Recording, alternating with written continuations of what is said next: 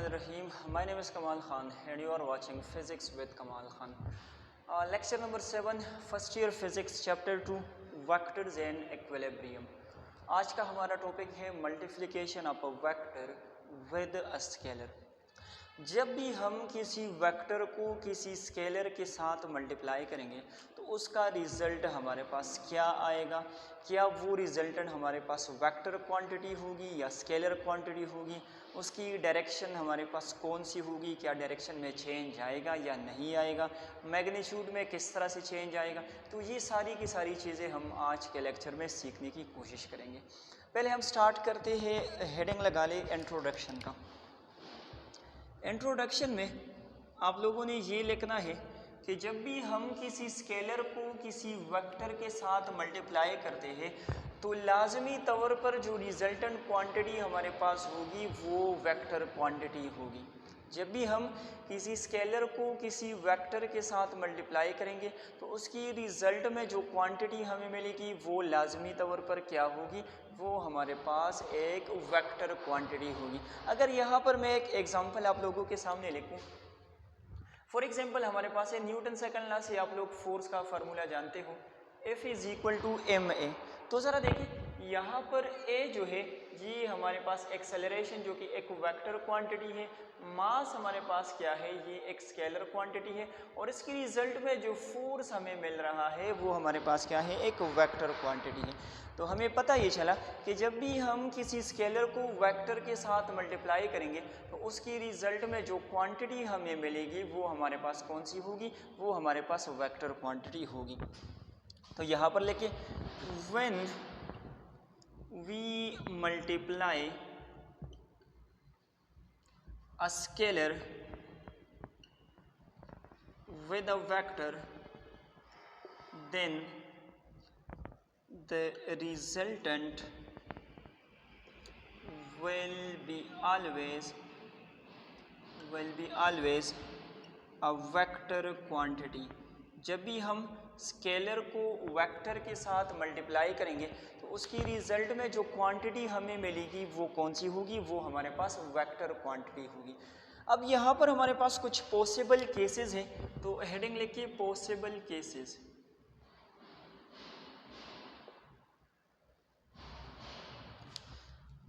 यहाँ पर लिखिए वी कैन हैव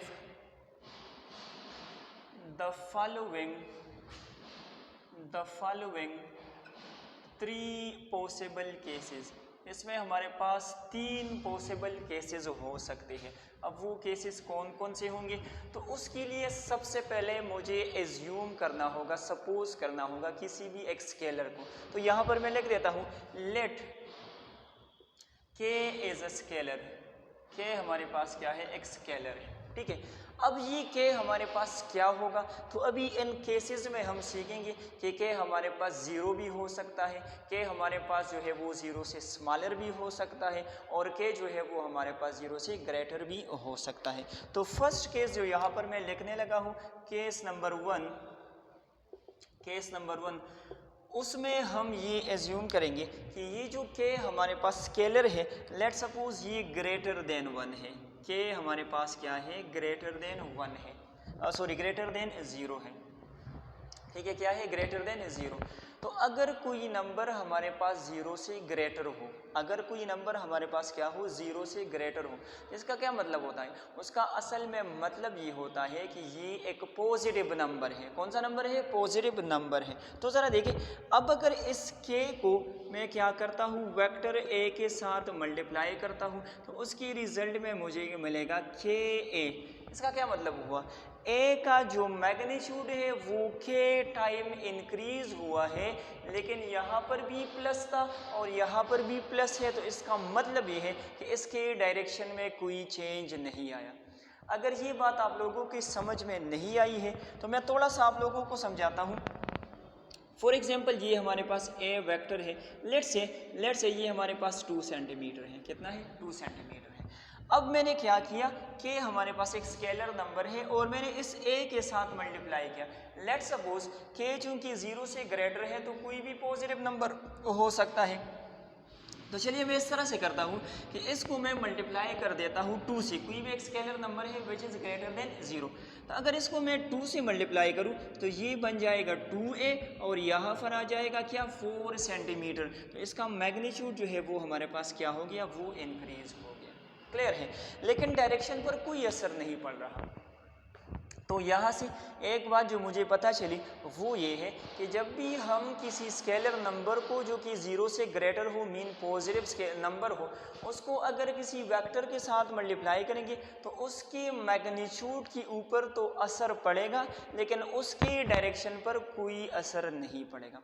यहाँ एक बहुत ज़रूरी बात जो कि मैं आप लोगों को बताने लगा हूँ, यहाँ से तो मुझे ये पता चला कि जब हम पॉजिटिव नंबर को मल्टीप्लाई करते हैं तो उसके मैग्नीट्यूड में इंक्रीज आता है। क्या इस तरह से पॉसिबल है कि मैं इसी वेक्टर के साथ किसी पॉजिटिव नंबर को मल्टीप्लाई करूं और उसकी मैग्नीट्यूड में डिक्रीज आ जाए? ज़रा सोचिए शाबाश। मेरा क्वेश्चन ये है, ये मेरे पास ए वेक्टर है 2 सेंटीमीटर, क्या इस तरह से पॉसिबल है कि इस वेक्टर के साथ मैं किसी पॉजिटिव नंबर को मल्टीप्लाई करूं और इसके मैग्नीट्यूड में डिक्रीज आ जाए? तो देखिए ये बिल्कुल हमारे पास पॉसिबल है। यहाँ पर मैंने क्या लिया, यहाँ पर मैंने 2a वेक्टर बनाया। अगर मैं इसके साथ हाफ को मल्टीप्लाई करूँ 1/2 को, तो 1/2a हमारे पास क्या आ जाएगा, 1/2 इंटू 2 सेंटीमीटर, 2 के साथ कैंसिल हो जाएगा, so 1/2a is equal to 1 centimetre. तो अभी देखिए ये वाला 2 सेंटीमीटर, फिर ये हमारे पास 4 सेंटीमीटर और अब हमारे पास 1 सेंटीमीटर का वेक्टर बन गया। हाफ a किस चीज़ के बराबर है, 1 सेंटीमीटर। तो बेटा याद रखिए, जब भी हम पॉजिटिव नंबर को किसी वेक्टर के साथ मल्टीप्लाई करते हैं तो इसका जो मैग्नीट्यूड है वो हमारे पास इंक्रीज भी हो सकता है और वो हमारे पास डिक्रीज भी हो सकता है, लेकिन इसका जो डायरेक्शन है तो डायरेक्शन पर कोई असर नहीं पड़ेगा। डायरेक्शन क्या होगा, इसका जो डायरेक्शन है तो डायरेक्शन हमारे पास अनचेंज्ड रहेगा, उस पर हमारे पास कोई असर नहीं पड़ेगा। क्लियर है? अच्छा, केस नंबर 2 की तरफ बढ़ते हैं। केस नंबर 2 हमारे पास ये है कि जिस k को, जो कि स्केलर नंबर है जिसको हम मल्टीप्लाई कर रहे हैं वेक्टर के साथ, अगर ये हमारे पास 0 से लेस हो जाए, k इज लेस देन 0, तो अभी इसका क्या मतलब है, तो अभी इसका असल में मतलब ये है कि हम एक नेगेटिव नंबर को वेक्टर के साथ क्या कर रहे हैं, मल्टीप्लाई कर रहे हैं। यहाँ पर देखिए k इंटू ए, बल्कि माइनस k इंटू ए, ये बन जाएगा माइनस k है। अगर यहाँ पर k इंटू ए आ गया तो जाहिर सी बात है मैग्नीट्यूड पर तो असर पड़ा ही पड़ा है, लेकिन यहाँ पर पहले ये प्लस ए था, अभी यहाँ इसके साथ माइनस का साइन लगा हुआ है और माइनस साइन का मतलब होता है वेक्टर्स में अपोजिट डायरेक्शन। इसका क्या मतलब है, अपोजिट इन डायरेक्शन। अभी ज़रा देखिए इसी वाले केस को मैं थोड़ा सा देख लेता हूँ, a is equal to 2 centimetre. अभी मैंने क्या किया, अभी जो है मैंने एक नेगेटिव नंबर को मल्टीप्लाई किया। लेट्स से मैं यहाँ पर -2 से इसको मल्टीप्लाई करता हूँ तो ये बन जाएगा -4 सेंटीमीटर। तो -4 सेंटीमीटर का अब क्या मतलब है, इसका मैग्नीट्यूड तो 4 सेंटीमीटर है लेकिन डायरेक्शन अपोजिट है। जो ए का डायरेक्शन था उसकी अपोजिट डायरेक्शन में आप लोगों ने इसको ड्रा करना है, तो डायरेक्शन भी चेंज हुआ है।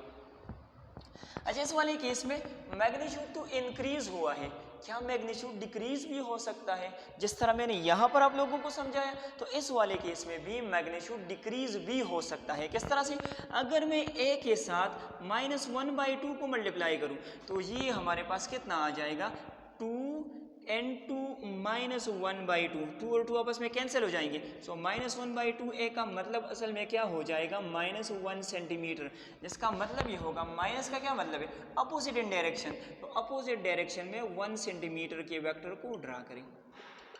ठीक है, तो इसके मैग्नीट्यूड में इसी वाले केस में भी मैग्नीट्यूड में इंक्रीज भी आ सकता है, डिक्रीज भी आ सकता है, लेकिन डायरेक्शन में लाजमी तौर पर चेंज आएगा। जब भी हम किसी नेगेटिव नंबर को वेक्टर के साथ मल्टीप्लाई करेंगे तो उसके मैग्नीट्यूड में भी चेंज आएगा और साथ ही साथ उसके डायरेक्शन में भी चेंज आएगा। तो यहाँ पर लेके इसको ज़रा मैं इरेज कर देता हूँ, लेकिन यहाँ पर एक तो इसके मैग्नीट्यूड में चेंज आएगा और साथ ही साथ इसके डायरेक्शन में भी चेंज आएगा। अच्छा, मैग्नीट्यूड में चेंज किस तरह से आएगा, तो मैग्नीट्यूड हमारे पास जो है वो इंक्रीज भी हो सकता है और डिक्रीज भी हो सकता है। क्लियर है। और डायरेक्शन जो है, डायरेक्शन भी हमारे पास क्या होगा, चेंज होगा, direction will also change. Clear. अच्छा, थर्ड जो केस मैं यहाँ पर डिस्कस करने जा रहा हूँ, केस नंबर 3, वो क्या है, अगर के हमारे पास क्या हो, इक्वल टू 0 हो जाए, के जो है वो 0 के बराबर आ जाए। यहाँ पर देखिए के इज ग्रेटर देन 0, यहाँ पर देखिए के इज लेस देन 0, तो ये वाला पॉजिटिव नंबर, ये वाला नेगेटिव नंबर, अभी के जो है वो 0 के बराबर है। तो अगर इस तरह का केस आ जाए तो ज़रा देखिए के into a that must be equal to 0, लेकिन 0 नहीं, बल्कि इसके ऊपर मैं क्या करूँगा, एक एरो का साइन लगाऊंगा। ज़रा रिकॉल करें, जब मैं आप लोगों को ज़ीरो वेक्टर पढ़ा रहा था तो उस वक्त मैंने आप लोगों को एक बात समझाई थी कि एक होता है 0 और एक होता है 0 वेक्टर। 0 का मतलब है नथिंग और 0 वेक्टर का मतलब ये होता है कि यहाँ पर वेक्टर मौजूद था लेकिन वो कैंसिल हुआ है किसी न किसी वजह से। तो ज़रा देखिए यहाँ पर ए वेक्टर मौजूद है लेकिन मैंने इसको 0 के साथ मल्टीप्लाई किया तो तब ये हमारे पास क्या बन गया, 0 बन गया। तो इसका जो रिजल्ट आएगा बेटा याद रखिए, ये हमारे पास क्या होगा, ये असल में एक नल वेक्टर या इसको हम 0 वेक्टर भी कहते हैं। ठीक है, तो ये हमने डिस्कस की multiplication of a vector with a scalar की 3 पॉसिबल केसेस। आज के लिए इतना ही, इंशाल्लाह नेक्स्ट लेक्चर में फिर आप लोगों के साथ मुलाकात होगी। तब तक के लिए अल्लाह हाफिज़।